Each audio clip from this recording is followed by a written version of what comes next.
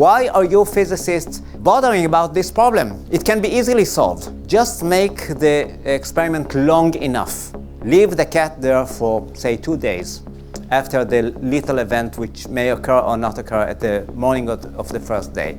You may find the cat either hopefully alive, but with all of scratches and droppings and so on, or you may find a dead cat, but also decomposed.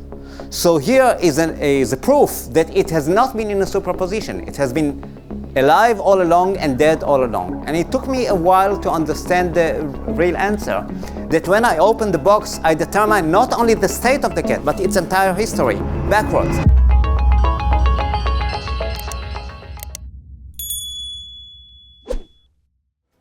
Now, quantum mechanics also have something important to say about time. And it says that what we thought about time, including Einstein, is wrong, and time is a richer concept than what we thought. Here is the river, and if I throw a rock into the river, I'm going to have waves spreading from the place where the rock hit the water. You will never see anything like waves spreading and then I throw the rock. There is effect, cause and effect, and the cause always comes before the effect. Of course, you will never also see waves converging and ejecting back a rock. This is, again, the second law of thermodynamics. But time has a direction. In quantum mechanics, you can prove that in many cases, when you make a measurement, the measurement has its effect goes not only forward, but also backwards. We don't have time, so let me only comment on Schrödinger's cat. The cat of Schrödinger, which we know is a paradox in quantum mechanics, but I want to show that it's a paradox about time. So what is the paradox? You place a cat in a sealed box where an event which may occur or may not occur, may kill or not kill the cat. So then you open it after a while and you find the cat either dead or alive. But the question is, if quantum mechanics is correct, all the time in which the cat was sealed and nobody looked at it and it did not have any connection with the universe, is it possible that the cat has been superposed, whether both dead and alive, until you opened the box and you made a measurement? And this is still an open problem. There is differing views, whether some people think that it is objectively dead or alive before we looked at it. Others say it can't be, and I'm not going into it. But once a clever student asked me the following question. He said, why are you physicists bothering about this problem? It can be easily solved. Just make the experiment long enough. Leave the cat there for, say, 2 days after the lethal event, which may occur or not occur at the morning of the first day. So at the end, you're going to find not only a cat either dead or alive. You may find the cat either hopefully alive, but with all of scratches and droppings and so on, because it's hungry and it is lean and it has been hungry for these 2 days. Or you may find a dead cat, but also decomposed. So here is a proof that it has not been in a superposition. It has been alive all along and dead all along. And it took me a while to understand the real answer, that when I opened the box, I determined not only the state of the cat, but its entire history, backwards. This is another experiment called Wheeler's delayed choice and others. But except that quantum mechanics tells you that effects can go sometimes even backwards in time. So that tells us something interesting.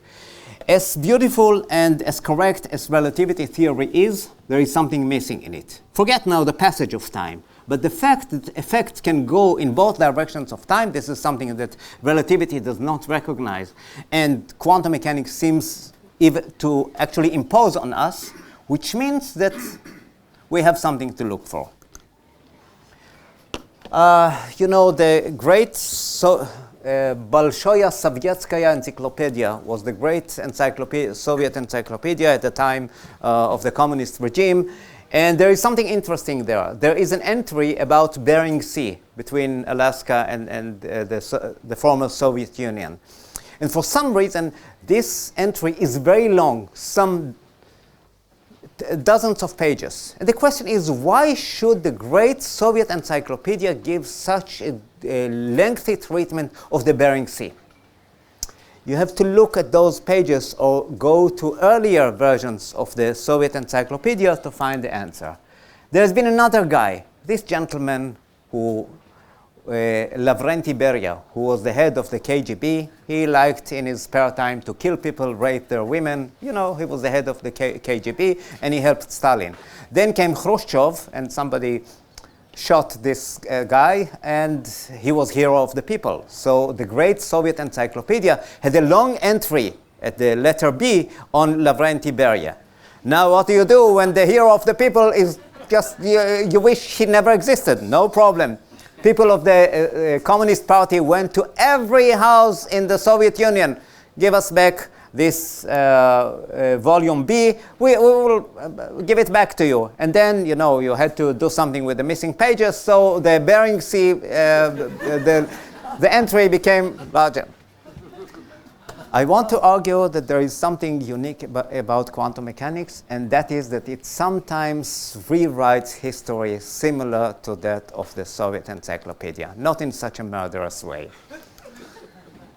This is a paper. This is my advisor, my mentor, Yakir Aharonov. He is now celebrating his 92nd birthday. He is the same age of Penrose, and he is still active. And this is a paper we wrote some years ago together with Lee Smolin and Liao Cohen. And we have shown, and I don't have time to go into this, we call it the quantum liar paradox. And you're all welcome to look in the internet for this. And here we show one case in which there is something very paradoxical about the EPR, and you can understand it only if you accept the possibility that making a measurement affects the particle backwards in time. And now I'm going to present this two-state vector formalism. What was Aharonov's contribution to the understanding of quantum mechanics, which I think is really revolutionary. So this is classical physics. You have determinism and time symmetry. This is quantum mechanics. What does the TSVF, the two-state vector formalism, say? It says something very interesting. Where the effect of measurement goes on both directions of time, forward and backwards, which means that if you take a particle and you carry two measurements, one in the morning and one in the evening, at noon you have a very interesting situation in which effects coming from both past and future are shaping the particle. It has some gains. You can actually outsmart Heisenberg's uncertainty principle. Suppose that you measured two variables which do not commute, one at the evening and one at the morning and one at the evening. Then you can predict and retrodict about what happened at noon, that you know both the position and momentum, the momentum of the particle, although the uncertainty principle forbids this. So you kind of outsmart it. You can explain non-locality just by thinking about time.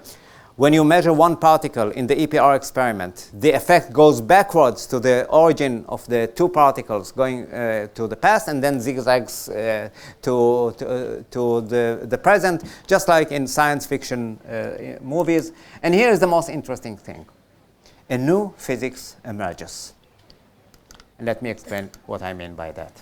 So if I shoot a quantum mechanical cannonball, I don't know where it will end. Suppose it ended in a place which is unlikely, which is improbable. If you select such cases in which the initial conditions and the final conditions are rare, are not very compatible, it turns out that nature is doing similar to what the Soviet encyclopedia did. It recruits some physical variables which are supposed not to exist, like negative mass or negative energy, in order to stitch together the two histories. So, and here I want to show you a very simple example of that.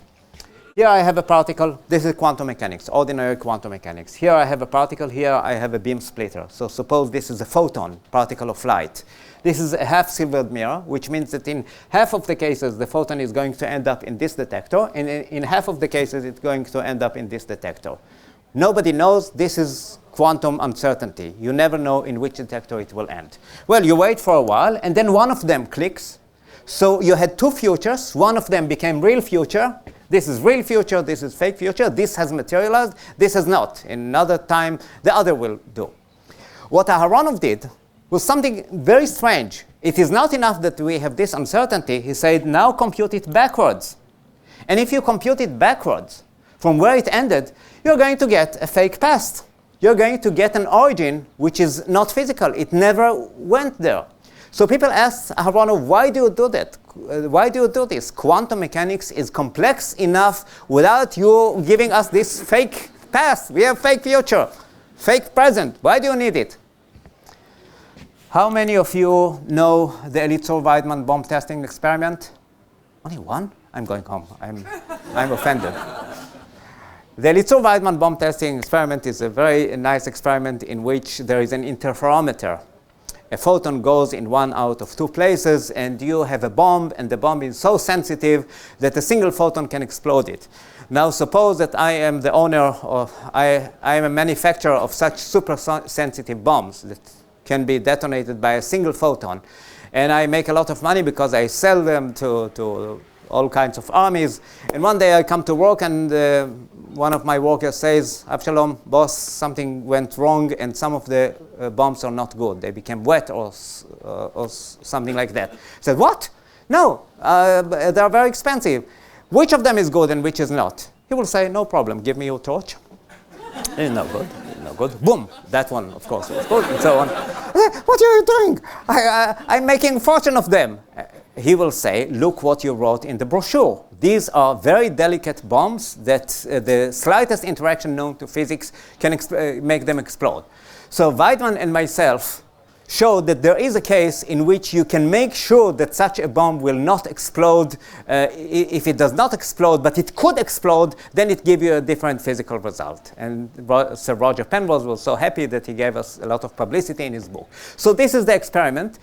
There is a Mach-Zehnder interferometer, an array of 4 mirrors like that, in which the photon goes both to the right and to the left, and then recombines and gives rise to interference, and you put the bomb in between. Many years passed. Oh, Einstein would say that he thought that they had passed, and my friend Lev Vaidman came with a more sophisticated version of this interferometer, half-silvered mirrors, and so on. And he said the following: remember the problem of fake future and fake past? Now, from Aharonov's theory, it turns out that if there is a history in which there is fake future and fake past, which are nonsense, but they overlap in some place, then something real will happen. The two minuses will give you a plus. What happens when you mix blue with red? What color do you get? Purple. And this will be a real particle. Here's the experiment. This is a half-silvered mirror. The photon goes either here or here with greater probability here. And then if it goes here, this is a solid mirror. Then it goes either here or here. This is again a Mach-Zehnder interferometer in which the photon may go here. You select for the cases. You will discard many, but there will be cases in which this detector does not click. So you're sure that this is fake future, right? The photon never went there. And then this does not click. So this is the only history that you have. This is fake, this is real. Okay? Interesting. Fake future, real future, this is quantum mechanics. Now you run it backwards from the origin, and you get, of course, a fake past. There is also a fake past here. However, there is one place in which the fake future and the fake past overlap. See, red here, blue here. It never went there. It never came back from there. But together, they give rise to a real particle. We were amazed by this possibility. Is it possible that you can show, by using Aharonov's method, that the effect of measurement goes both forward and backwards?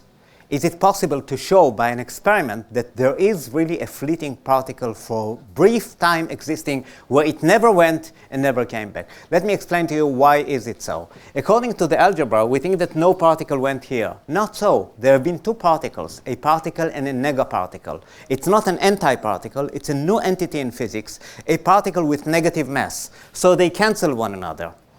The nested interferometer by my colleague Vaidman managed to separate them for a while. So you see that there is a real particle, but once again it cancels with the other particle. It is somewhat similar to pair creation and annihilation. But in this case you don't get, you know what pair annihilation is? What do you get when a particle and antiparticle annihilate? No, you get a photon. In this case you don't get a photon. Okay? So this is something more profound. You have negative mass. So we proposed the experiment, and the experiment was reported. Here are two guys, Ryo Okamoto and Shigeki Takeuchi. Eliyahu Cohen and myself teamed with them. We got really results. Scientific American came with this proclamation that quantum physics may be even spookier than you think, and we are very excited about that. I sincerely believe that there is a new physics emerging from the two-state vector formalism. What does it say about the passage of time? I don't know. But it tells us that what we thought about time so far through relativity theory, special and general relativity, plus ordinary quantum mechanics, is not the whole story. Probably there is more to it, and therefore the passage of time may turn out to be something real, lying at the base of a new physics. Now what next? You know, there is a beautiful... Have you asked me 10 years ago, is there quantum biology? Can there be quantum effects in the living organism? I would say no. Nowadays we know that photosynthesis... To continue watching this video, click the link in the top left or in the description below. With a free trial, you can enjoy the full talk and thousands more. Thank you for being part of the conversation.